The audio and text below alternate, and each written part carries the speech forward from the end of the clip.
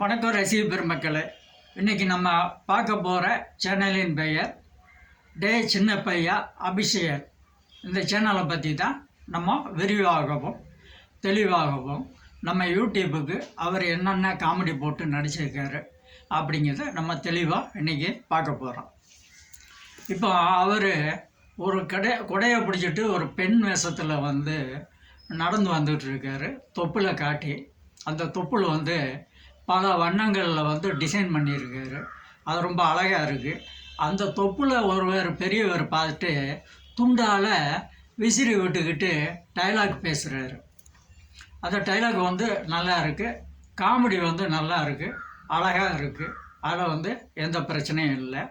அப்படியே பார்த்தோம்னா ஒரு வயதான அம்மா கெட்டப்பு போட்டு வீட்டுக்கு முன்னாடி நம்ம பெரியவங்களாம் வெத்தலையில் இடித்தாங்கல்ல, உரல் அது மாதிரி இடிச்சிட்டு ஊராமா இது அப்படிங்கிறத ஒரு டைலாக் நல்லா அழகாக பேசியிருக்காரு.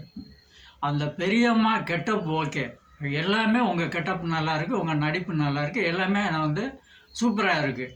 ஆனால் நீங்கள் பண்ண ஒரே குறை என்ன அப்படின்னா அந்த குறுந்தாடி ஆட்டுக்கு மாதிரி இங்கே ஒரு தாடி வச்சுருக்கீங்க பாருங்க. அந்த தாடியை எடுங்க. உங்களுக்கு அந்த லேடிஸ் கெட்டப்பு அழகாக இருக்கும். அந்த கேரக்டரோட நீங்கள் எப்போதுமே வாழ்ந்துக்கிட்டு தான் இருக்கீங்க. இப்போ இல்லை, வாழ்ந்துக்கிட்டு தான் இருக்கீங்க.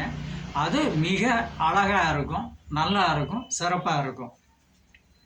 அப்படியே அவங்க சேனலை பார்த்துட்டு வந்துட்டு இருந்தால் சுவரில் பள்ளி மாதிரி ஒட்டிக்கிட்டு ஒரு அம்மா டைலாக் பேசுகிறாங்க.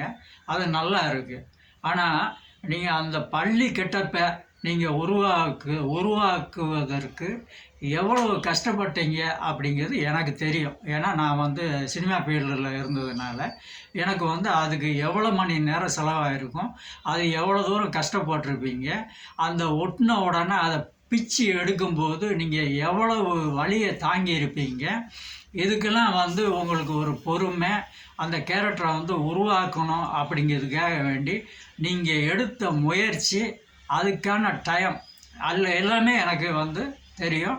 அது நல்லா இருக்குது. நீங்கள் அதுவும் ஒரு தப்பு பண்ணியிருக்கீங்க.